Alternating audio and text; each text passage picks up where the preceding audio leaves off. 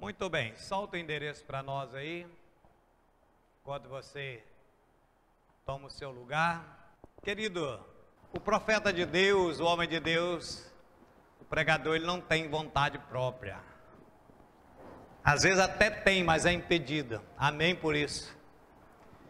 Essa semana eu estava ouvindo uma mensagem do pastor Luiz Hermínio, do apóstolo Luiz Hermínio, que eu gosto muito, e fica aqui para você uma dica. Quando você realmente quiser ouvir uma boa ministração, tem vários, mas esse eu recomendo você acessar lá, Luiz Hermínio, você vai encontrar boas ministrações dele. E quando eu estava, toda vez que eu ouço o Luiz Hermínio, eu sou muito edificado e muito abençoado com a palavra de Deus através da boca dele. E essa semana eu estava ouvindo mais uma das ministrações dele, e em determinado tempo da mensagem ele citou o que eu quero conversar com você nessa noite.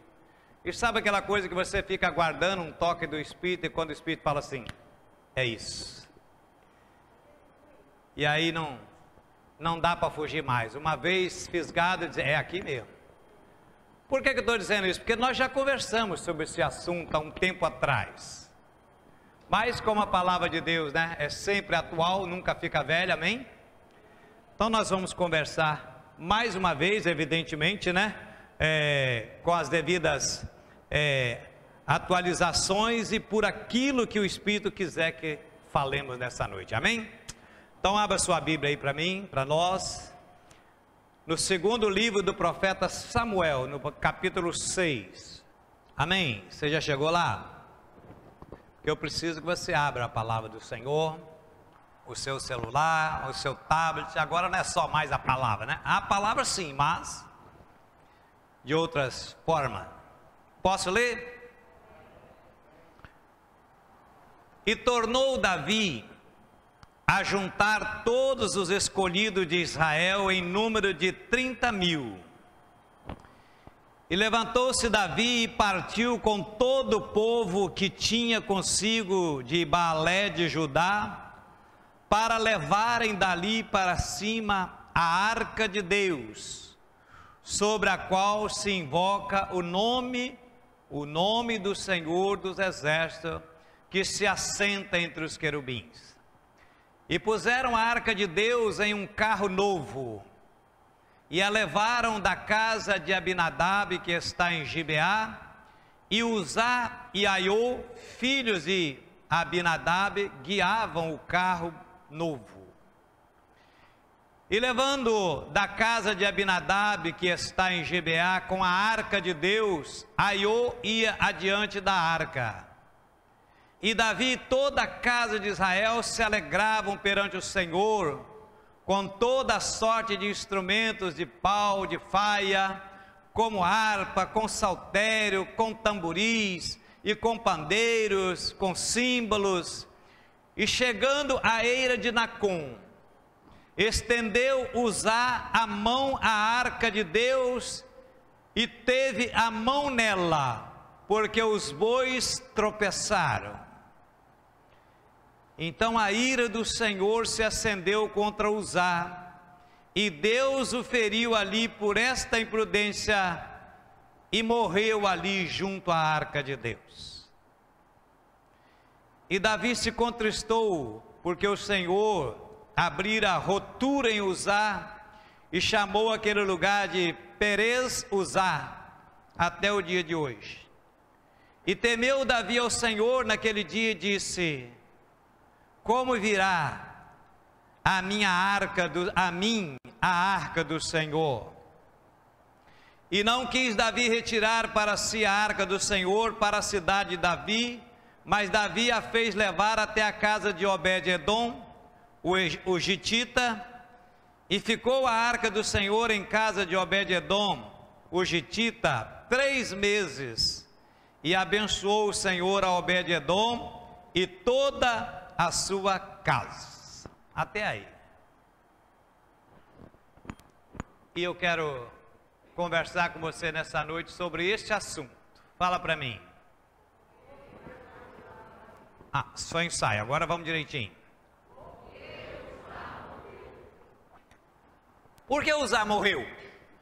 Queridos, é conhecido de todos nós, pelo menos você que tem, né, uma familiaridade com a palavra de Deus e com a história do povo de Deus, que no Velho Testamento a arca representava a presença de Deus. Deus pediu que Moisés, por ocasião da travessia no deserto, fizesse um tabernáculo e que fizesse também uma arca. E essa arca então era o símbolo da presença de Deus junto do povo. E onde quer que o povo estivesse, fosse durante a peregrinação, fosse durante qualquer cerimônia que houvesse, até mesmo nas guerras, a arca tinha que se fazer presente. Era a garantia da presença de Deus junto do povo. Pois bem, em uma dessas batalhas contra os filisteus, a arca de Deus foi capturada pelos filisteus. O sacerdote, os 2 filhos do sacerdote Eli morreram nessa batalha. O sacerdote Eli, quando toma conhecimento dessa tragédia, ele estava sentado numa cadeira, ele cai, quebra o pescoço e morre.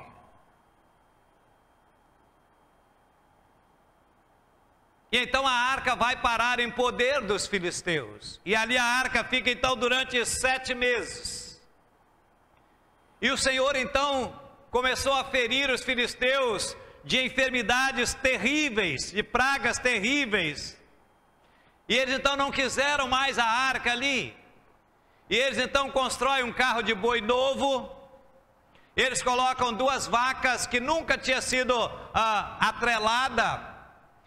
E colocam a arca em cima e colocam-na em direção à terra de Israel para que as levassem de volta até lá. E quando aqueles bois entram, aquelas vacas entram no terreno de Israel, a alegria deles foi imensa. E a arca então vai parar na casa de Abinadab. A arca da aliança vai para a casa de Abinadab e ali ela permanece por mais de 20 anos. Alguns estudiosos chegam a dizer que ela ficou até 60 anos. Não sabemos. O texto diz que foi mais de 20 anos. Abinadab vivia nas montanhas de Kiriat Jearim com seus 3 filhos, Eleazar, que depois vai se tornar sacerdote, Aiô e Uzá, que eram os seus 3 filhos. Ok, continuando então a história, só um resumo para você.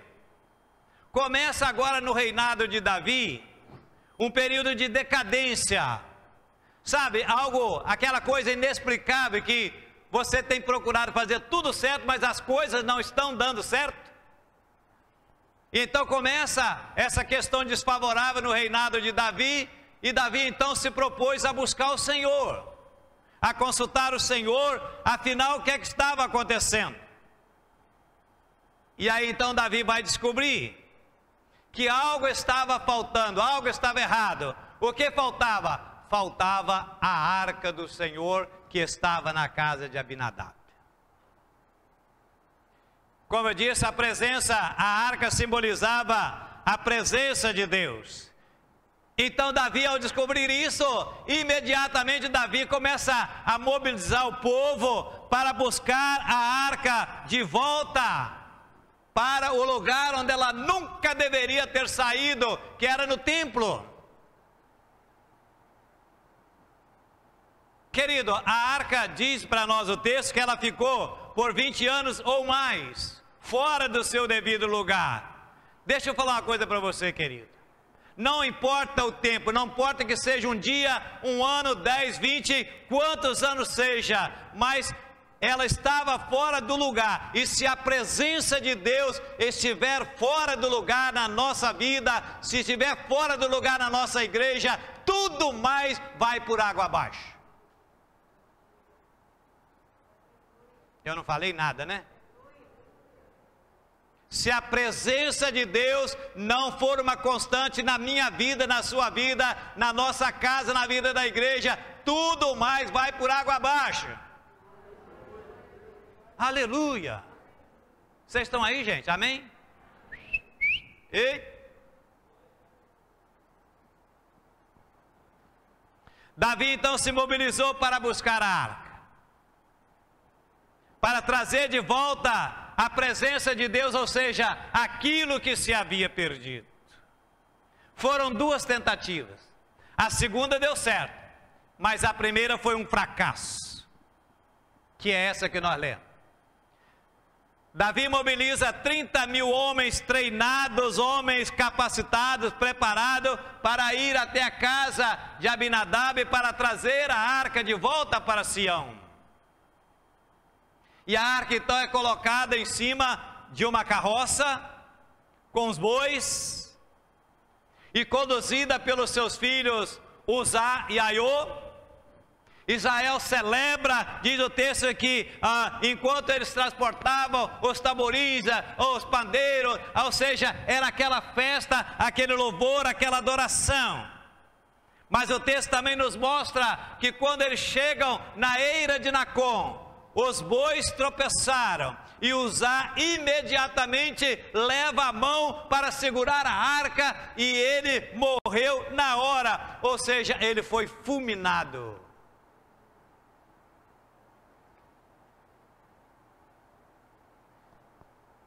Querido, quando nós lemos isso, primeira coisa que nos vem à cabeça é que Deus foi foi demasiadamente um pouco duro com Uzá. Afinal, a intenção dele era das melhores, era não deixar a arca cair. E aí então vem a pergunta que é inevitável, querido: por que Uzá morreu? Mas talvez a pergunta mais precisa seria: por que Deus matou Uzá? E talvez todos, e até o texto deixa entender isso, vai dizer assim: por irreverência. Mas a minha pergunta é: será?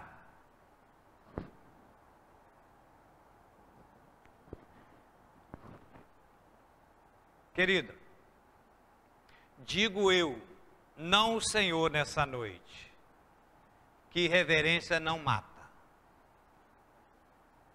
Porque se reverência matasse, nossos cultos terminariam em velório. Porque não tem lugar onde se pratica mais irreverência do que na casa de Deus. O pastor está pregando e o camarada ou a camarada está lá mexendo no celular, passando mensagem, mandando recado, e aí de vez em quando alguém dá um aleluia, ele levanta: aleluia, glória a Deus. Mentiroso, não sabe nem o que estava falando.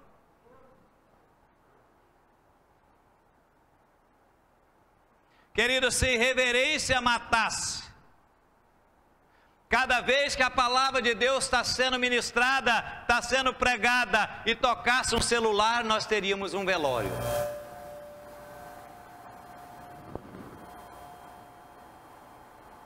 Se reverência matasse, cada vez que a palavra de Deus está sendo explanada, está sendo pregada, alguém levantasse, sem motivo justo, evidentemente, nós teríamos mais um velório. Ou você não vai me dizer que quando a santa, a bendita, a infalível palavra de Deus está sendo pregada, alguém levantar sem nenhum motivo justo, sair para ir banheiro, beber água e lá fora fazer qualquer coisa, não vai querer me dizer que isso não constitui uma reverência?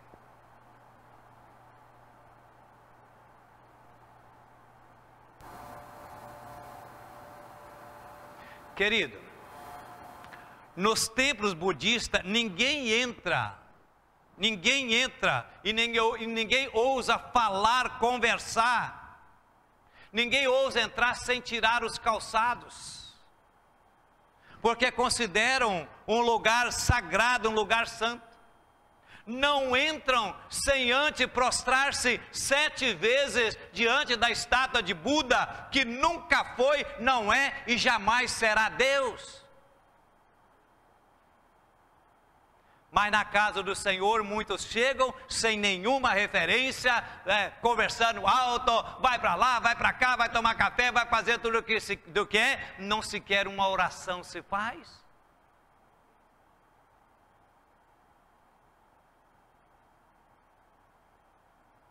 Outros sobem no altar para pregar, para cantar, para tocar, sem não ter sequer colocado uma oração, um momento de oração diante de Deus. Num centro espírita, ninguém ousa levantar, falar, mover ou atender o celular, enquanto um espírito está sendo incorporado, sob pena de ser expulso da sala. Mas na casa de Deus, até a pizza para depois do culto está sendo combinada.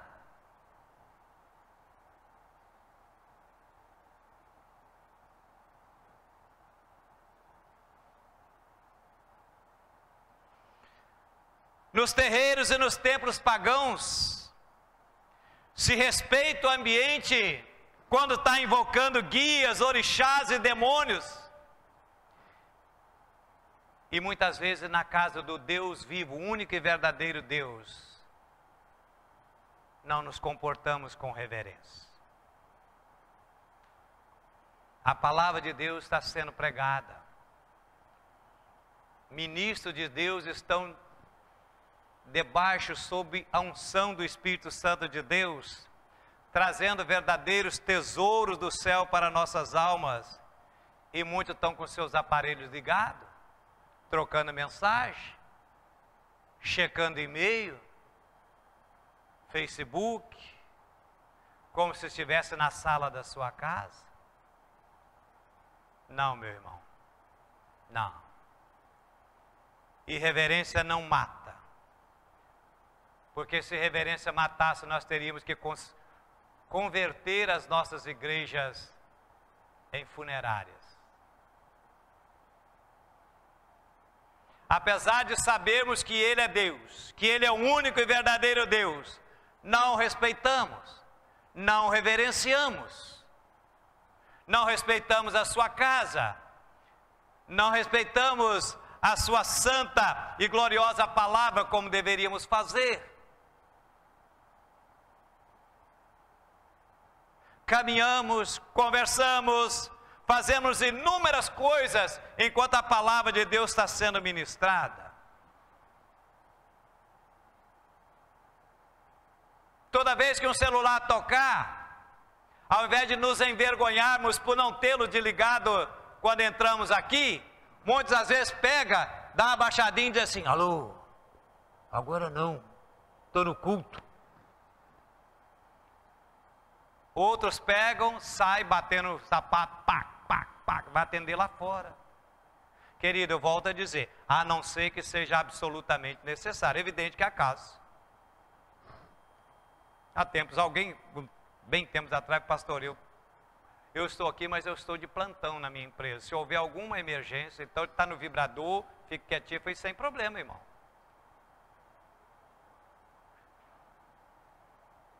Querido, eu não sei quantos, se alguém já viu aqui, poderia levantar, eu dou permissão para você falar. Quantos já me viu aqui dentro de celular, alguma vez dentro da casa de Deus, desde que surgiu o celular? Fica lá no carro. Eu tenho gente muito mais importante para atender, eu tenho gente muito mais importante para eu falar e para eu desfrutar do que ficar falando com amigos e pessoas. E você pode ficar tranquilo, querido, que Deus não vai ligar para você não, viu?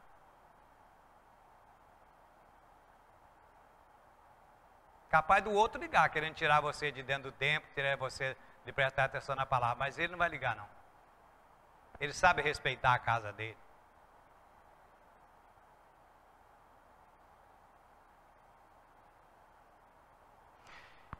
E reverência não mata, querido, porque se reverência matasse, nossos púlpitos não seriam como são hoje, transformados em verdadeiros palcos de exibições. Se reverência matasse, nós nós continuaríamos tendo altares, porque hoje nós não temos altares, hoje nós temos são palcos. Aqui, graças a Deus, não, é só uma lâmpada ali, mas tem lugar que é gelo seco, é fumaça, não sei o que.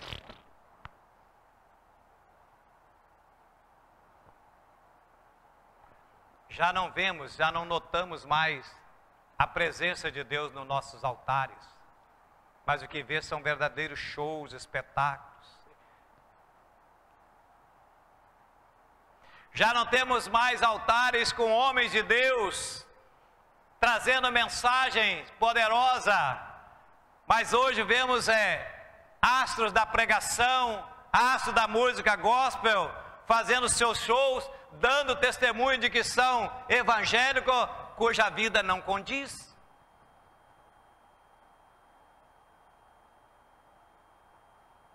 Assim como a arca, naquele tempo, as coisas estão fora do lugar, fora.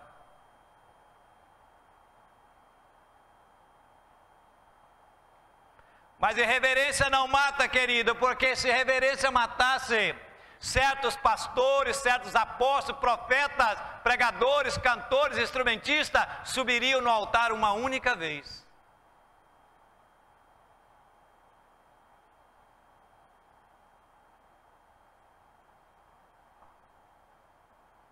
Porque muitas vezes sobem nos altares como se fosse ou se achando verdadeiros deuses. Porque já chegaram a um estágio de fama tão grande, que lhes permite e não aceitam nenhum convite para pregar, cantar ou tocar, se não for a troco de um bom cachê. Não vou nem falar em fã-clube também não, porque você sabe que tem também. Esse dia eu estava olhando aí o fã-clube do Cláudio Duarte, não sei quantas mil. Eu falei, que é isso? Eu sei que o cara é famoso pelas piadas dele, mas fã-clube para pastor? Eu quero ter um fã-clube, querido, mas um grande fã-clube mesmo, mas de milícia de anjos celestiais. Dos homens não me importa nem um pouco. Age no púlpito como se Deus estivesse com uma caneta na mão, anotando tudo que eles estão falando. Como se Deus estivesse aqui na primeira fila sentado e anotando tudo que eles estão ministrando.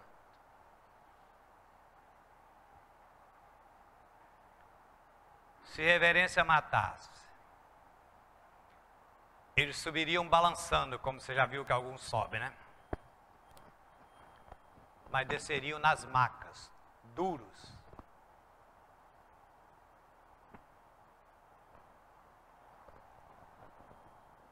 Ok. Se Uzá não morreu de reverência, de que Uzá morreu então? Querido, eu diria para você que Uzá morreu por falta do temor de Deus. E eu quero que você preste atenção daqui para frente, para que você possa acompanhar aquilo que o Espírito Santo me revelou e que possa revelar a você.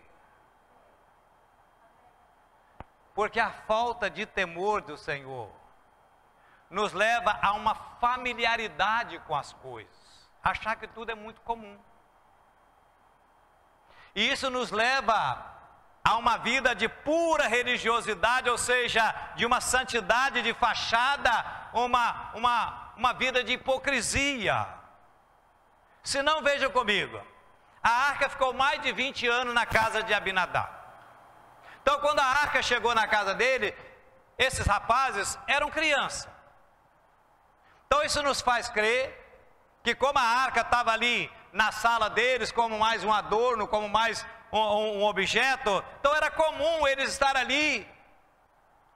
Quem sabe tocando na arca das vezes, quem sabe até brincando de esconde-esconde, de roda da arca. O que eles não deveriam fazer, porque havia uma ordem expressa de Deus que somente o sacerdote poderia tocar na arca, mais ninguém. Mas a familiaridade às vezes nos faz isso, querido, nos faz perder a noção de valor, do valor que as coisas têm e sabermos diferenciar e distinguir isso. Porque quando você está muito familiarizado com uma coisa ou com alguém, você deixa de atribuir o valor que aquilo tem, o que a pessoa tem, e até ignorar. Eu não sei se isso é verdade, eu li alguma coisa a respeito, que diz que a pessoa que trabalha com energia elétrica, com eletricidade, num setor de alta voltagem, muito alta voltagem, ele não pode trabalhar muito tempo ali, porque ele vai se acostumando de tal maneira que ele acostuma com aquilo, acha que não tem nenhum problema. Então, a cada 3 meses ele tem que ser trocado dali, para que ele possa continuar sempre tendo cuidado, porque senão ele corre o risco de colocar a mão ou fazer alguma coisa, porque já se familiarizou com o ambiente. Então, querido, para mim, eu acho que isso que aconteceu com esses meninos, com o Uzá e Aiô. E você pode acostumar até mesmo com a unção. Você lembra no início, quando nós nos convertemos, cada hino que nós ouvíamos, cada palavra que nós ouvíamos, querido, cada manifestação do poder de Deus nos fazia vibrar, nos fazia chorar. Hoje as coisas acontecem do nosso lado e isso não nos toca. Normal? Sabe o que é isso? É familiaridade. É uma pena que Abinadab e seus filhos tenham se familiarizado tanto com a arca a tal ponto de considerá-la algo comum. Mas só quero lembrar que familiaridade não significa intimidade. E esse é o mal do nosso tempo, querido. O mal que afeta muitos cristãos, o excesso de familiaridade. Você está tão familiarizado com esse ambiente que você faz diferença. Daqui, da sua casa, do local de seu trabalho, lugar nenhum. Esses dias alguém postou no Facebook a seguinte frase, assim mesmo: pô Deus, você está de brincadeira comigo. Gente, quem escreveu isso, não imagina ele que tem intimidade com Deus. Pelo contrário, ele está muito equivocado, porque isso não é intimidade verdadeira. Isso chama-se falta de respeito, hipocrisia, blasfêmia. Se ele conhecesse um pouco sequer da palavra de Deus, ele jamais diria uma coisa dessa e tomaria o nome do Senhor em vão. Querido, Uzá morreu porque lidou de maneira errada com as coisas sagradas. Tem algumas coisas, querido, que não pode mudar de forma alguma com o passar do tempo. Não. Deus tem que continuar sendo Deus, como Ele sempre foi, como Ele é e como Ele sempre será.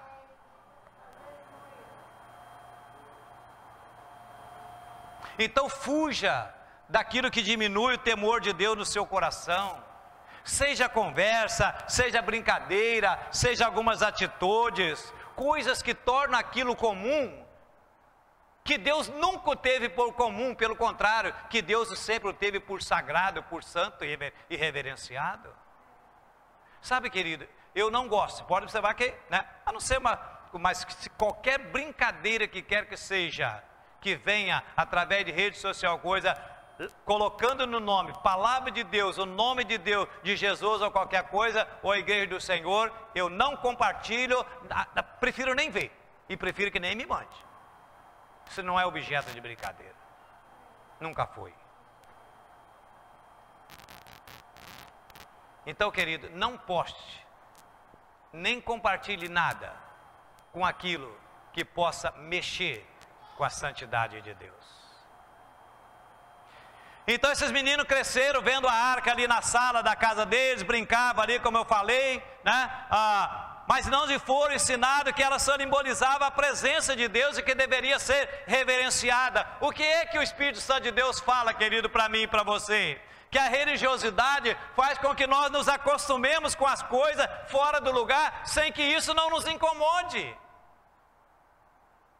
Seu pai, como sacerdote, tinha obrigação de ensinar a ele o respeito da arca, o seu significado, onde ela deveria estar, que estava no lugar errado, para que eles, que seriam futuros sacerdotes levitas, pudessem já saber qual era a maneira certa de lidar com a arca de Deus.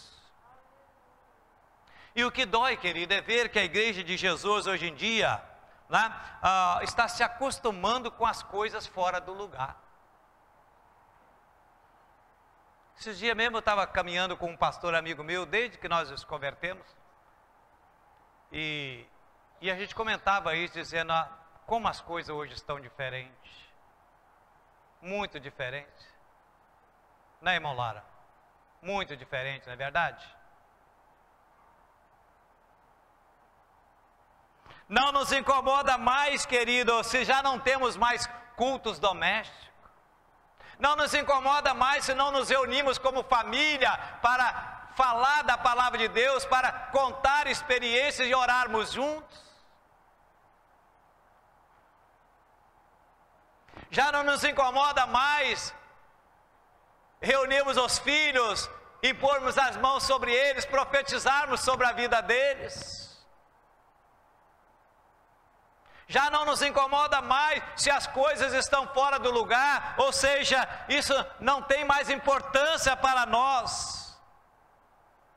Não nos reunimos mais como família para abençoar uns aos outros, mas nos reunimos para brigar, para mentir, para discutir, para ofender, para maltratar, e depois vem para a igreja como se nada tivesse acontecido. Está tudo maravilhoso.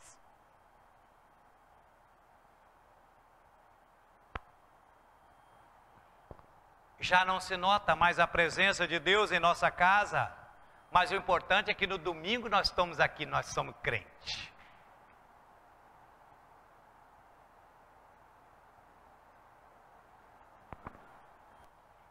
Temos uma geração que em casa são rebeldes, são malcriados, depois sobem no altar e querem profetizar na vida dos outros.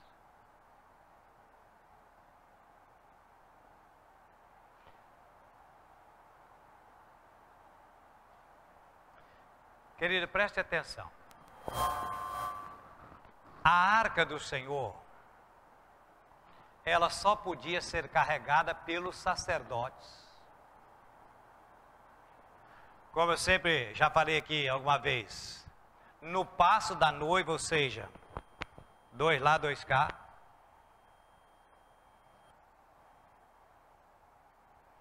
com todo temor e tremor, depois de 7 dias fora do arraial em consagração, sem tocar em mulher, sem tocar em cadáveres, e depois de passar por 7 dias em águas de purificação. Não era em cima de carro de boi, mandado para lá de qualquer jeito, querido. Você entende agora que Deus não aceita esse tipo de coisa? Quantos estão entendendo o que eu estou falando, gente?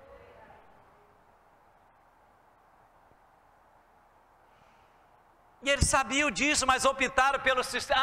Os filisteus fizeram assim. Quando lá deu aquele problema lá que eles não quiseram, eles botaram num carro. Querido, filisteu era o método pagão e eles foram imitar isso. Mas não é isso que acontece muitas vezes conosco, até como igreja? Que muitas vezes estamos imitando os métodos pagãos.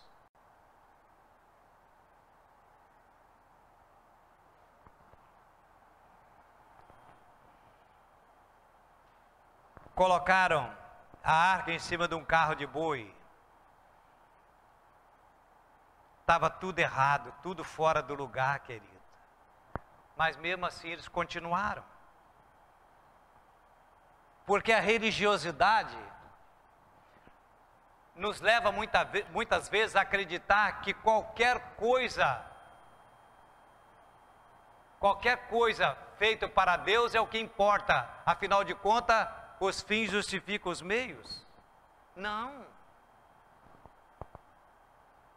Quantos entram na casa de Deus, querido, para o culto, vem para cultuar Deus, se é que vem para isso, assim o deveria ser, mas vem na casa do Senhor, mas lá fora estão fornicando, lá fora estão adulterando, acessando site pornôs, estão cobiçando a mulher dos outros, a namorada dos outros, o marido dos outros. Quantos estão fazendo esse tipo de coisa? Mas não importa, porque a gente domingo está aqui, e domingo nós estamos aqui e nós somos crentes.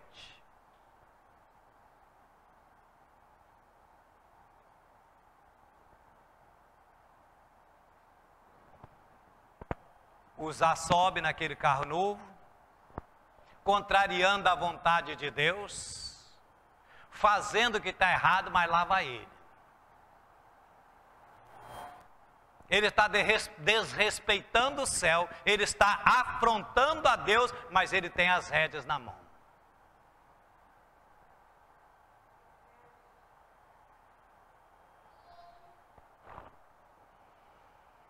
Importante é que todo mundo está vendo, todo Israel está fazendo festa, tamborins, instrumento, e ele está no comando de tudo. Pura hipocrisia, pura fachada, pura aparência. Está tudo errado, ele está usando os princípios pagãos, ele está negligenciando os princípios de Deus, mas o importante é que os olhares estão tudo para ele. Pastor, o que é que isso tem a ver conosco? Tem muito. Porque muitas vezes acontece isso nas nossas igrejas. A pessoa pega o microfone e começa, aleluia, glória a Deus, o Senhor está nesse lugar. Mentira, nunca teve, muito menos na vida dele.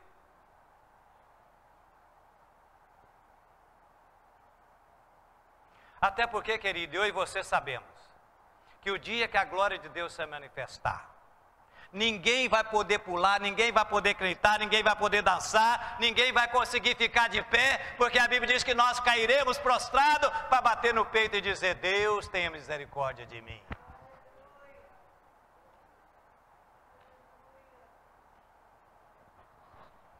O dia que a glória de Deus se manifestar, querido, nós vamos ter que nos arrepender de toda a nossa religiosidade, de toda a nossa hipocrisia, de toda a nossa santidade de fachada. Quando a glória de Deus se manifestar, só nos restará tempo para dizer: Deus, tenha misericórdia de mim, porque Tu és santo, Tu és bendito, Tu és exaltado, e eu não passo de um miserável carente da graça e da misericórdia do Senhor.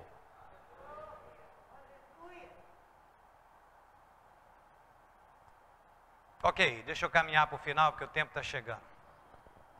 Diz o texto então que quando os bois chegam na eira de Nacon, os bois tropeçaram. Mas você sabe o que é algo interessante, querido? Você sabe o que significa Nacon? Planície onde é impossível tropeçar. Planície onde é impossível tropeçar. Mas sabe o que aconteceu? Um anjo de Deus colocou o pé e os bois tropeçaram. Querido, sabe o que isso o Espírito quer falar comigo, com você? Ou nós deixemos a nossa religiosidade, ou nós deixemos a nossa hipocrisia, ou nós buscamos uma vida de retidão e santidade diante de Deus, ou Deus fará tropeçar os nossos bois.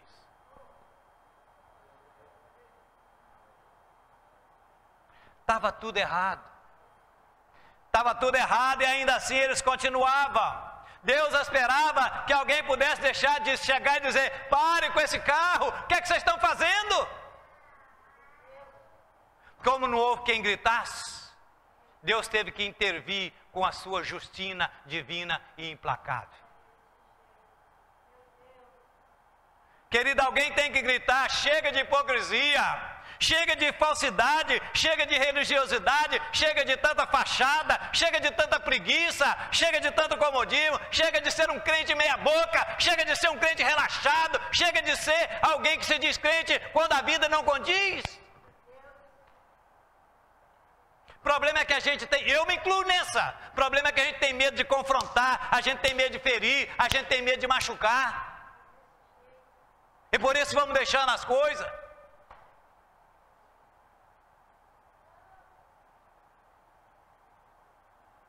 Irmão, me perdoe por isso. Mas como profeta eu tenho que gritar: pare com isso. Larga essa vidinha hipócrita, mesquinha, ruim, esse crente meia boca que você tem sido. Acerte as suas contas com Deus. Seja mais responsável com as coisas de Deus. Deixa de ser mundano.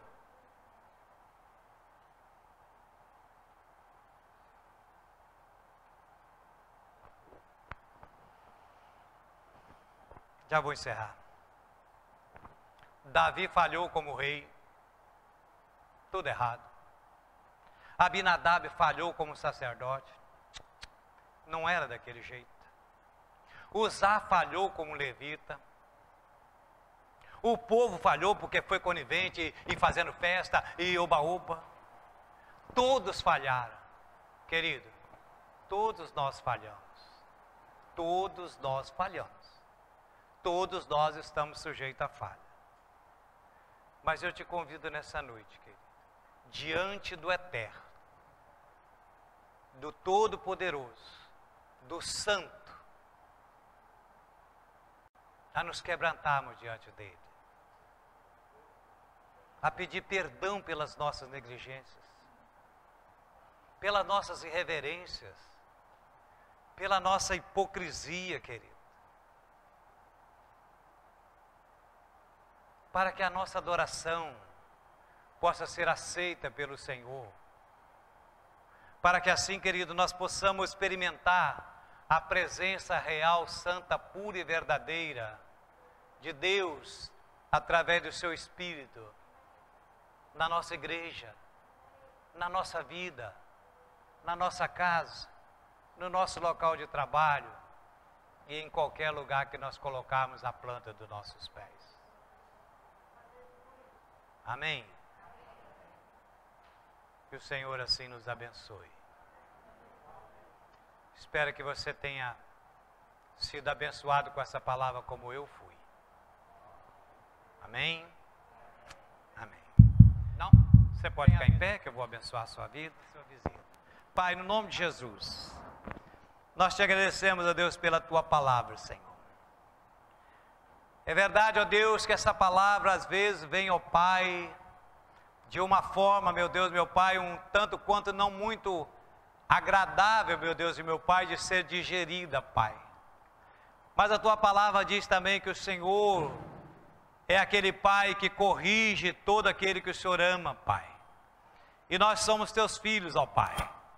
E se precisarmos, ó Deus, meu Pai, passar, ó Deus, pela correção, ainda que seja a mais dura possível, ó Pai, temos certeza absoluta que é para o nosso bem, e por isso, ó Pai, nós permitimos e até suplicamos que o Senhor assim o faça, Pai, a fim de nos corrigir, ó Pai, para podermos andar, meu Deus, meu Pai, em retidão diante do Senhor. Pai querido, em nome do teu Filho Jesus, ó Pai, e tudo aquilo, ó Pai, que nós ouvimos do Senhor aqui nesta noite, ó Pai, possa, Deus, ser colocado em prática, Senhor. Não sejamos apenas ouvintes, ó Pai, mas praticantes dessa palavra, Senhor. Deus, obrigado por cada coração que esteve aqui nesta noite. Aqueles que estiveram ao alcance, ó Pai, da imagem, da voz, ó Pai. Ó Deus, que também sejam, ó Pai, abençoados pelo Senhor. Senhor, dá-nos uma semana de bênção, Pai. Dá-nos uma noite, ó Pai, também de sono tranquilo e reparador. E que a graça salvadora do Senhor, ó Deus querido, que o teu amor incomensurável, que a comunhão e a consolação do teu santo e poderoso Espírito, seja com todos nós, com toda a igreja do Senhor espalhada na face da terra, hoje e para todos sempre. Amém, amém e amém. Vamos em paz, que o Senhor nos abençoe.